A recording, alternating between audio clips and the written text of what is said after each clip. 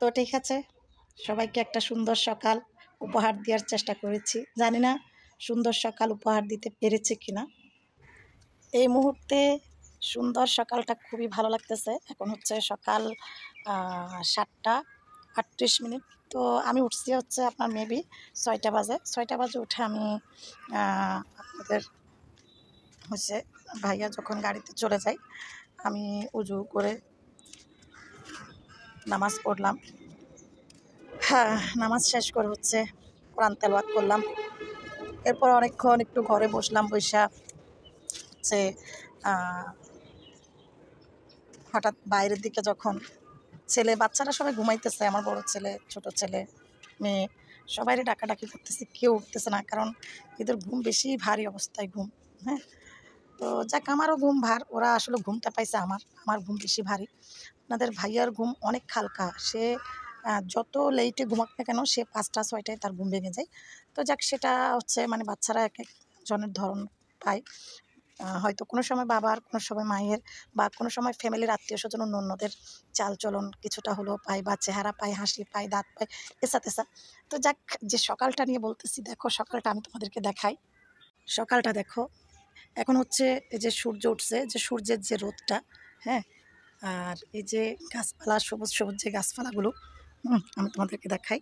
চারিদিকে একদম সবুজ সুন্দর, একদম সতেজ একটা গাছের যে সতেজ, মানে সতেজ সতেজ, তরতাজা তরতাজা একটা ভাব এই সকালটার মধ্যে খুবই ভালো লেগেছে আমার কাছে। জানি না তোমাদের কাছে কেমন লাগতেছে, বাট আমার কাছে খুবই ভালো লেগেছে, খুবই সুন্দর লাগতেছে। যে গাছটার দিকেই তুমি তাকাবা, সেই গাছটাই যেন তরতাজা তরতাজা তরতাজা, কিছুই যেন তোমাদেরকে বলতে চাচ্ছে। দেখো, তাদের ভাষা বোঝানোর চেষ্টা করতেছে। এগুলো হচ্ছে পুদিনা, এই যে দেখো, এগুলো হচ্ছে পুদিনা। তো সেটাই এখন খুবই ভালো লাগতেছে। তো আমি চিন্তা করলাম, এই মুহূর্তের ভালো লাগা সৌন্দর্য একটা সকাল আমি সবাইকে যদি একটু দেখাই তাহলে ভালো লাগবে। এই গোলাপ গাছটা কী হয়েছে জানি না, যে গোলাপগুলো খুবই নষ্ট অবস্থায়, গোলাপ হচ্ছে কিন্তু বাট গোলাপের সৌন্দর্য নাই। হ্যাঁ, গোলাপের সৌন্দর্য নেই, যেন কারো নজর পড়েছে এই অবস্থা একটা। তো এখন হচ্ছে চলো এদিকে যাই। এদিকে গিয়ে আমার গাছের একটা বেগুন আছে, বেগুনটা তোমাদেরকে একটু দেখাই। জাস্ট ওয়াও, দেখো মাশাল্লাহ, এখনও ফুল আছে, বেগুনের ফুল এখনও ঝরে নাই। হ্যাঁ, এখনও বেগুনের ফুল ঝরে নাই, কিন্তু মাশাল্লাহ বেগুনটা অনেক বড় হবে মনে হয় আরও। তো যাক, সব মিলিয়ে তো দেখতেই পারতেছো খুবই সুন্দর একটা আবহাওয়া, খুবই সুইট সুইট অবস্থা। তো এই পরিবেশটা অনেকই মানে অনেক ভালো লাগতেছে, যেটা মানে মনোমুগ্ধকর একটা পরিবেশ, মনোমুগ্ধকর একটা পরিবেশ। তো জানি না তোমাদের কাছে কেমন লাগতেছে।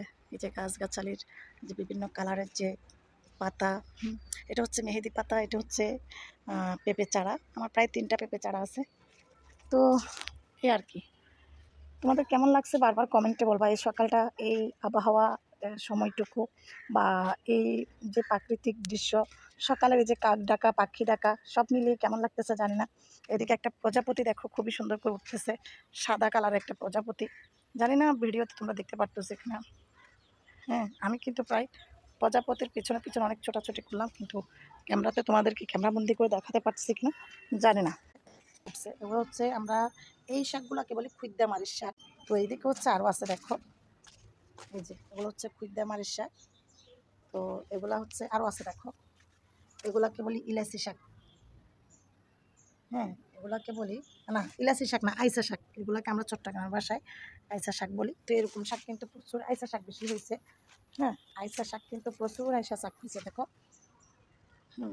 তো শাক খেতে মন চাইলে আমি আমার বাড়ির আঙিনা থেকে আমি চাইলে শাক তুলে খেতে পারি। গাছের থেকে নিয়ে ধনিয়া পাতা দিতে পারি, আমাকে ধনিয়া পাতা কিনতে হয় না। আমার যদি থানকুনি পাতার ভর্তা খেতে মন চায়, এই যে দেখো প্রচুর থানকুনি আছে আমার এখানে, প্রচুর থানকুনি পাতা খেতে পারি। এইবার রমজানে কিন্তু আমি প্রচুর থানকুনি পাতা বিক্রি করছি, এক আটি 1 বোঁদা 10 টাকা করে। হ্যাঁ, প্রায় 300 সাড়ে 300 টাকা থানকুনি পাতা বিক্রি করছি এই রমজানে।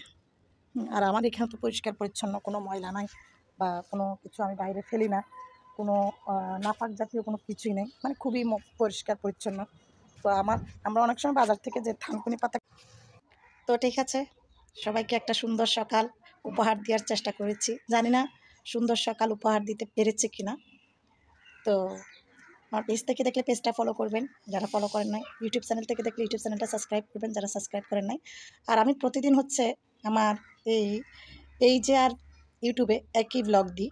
হ্যাঁ, কারণ যারা পেজ ফলোয়ার এরা পেজে ভিডিওটা দেখতে পারে, বা যারা ইউটিউব ফলোয়ার তারা ইউটিউবে ভিডিওটা দেখতে পারে, এই উদ্দেশ্য। তো ঠিক আছে, সকলের এত ভালোবাসা পাচ্ছি, এত সাপোর্ট পাই, আলহামদুলিল্লাহ আলহামদুলিল্লাহ। তো সবাই ভালো থাকুন, সুস্থ থাকুন, আল্লাহ হাফেজ।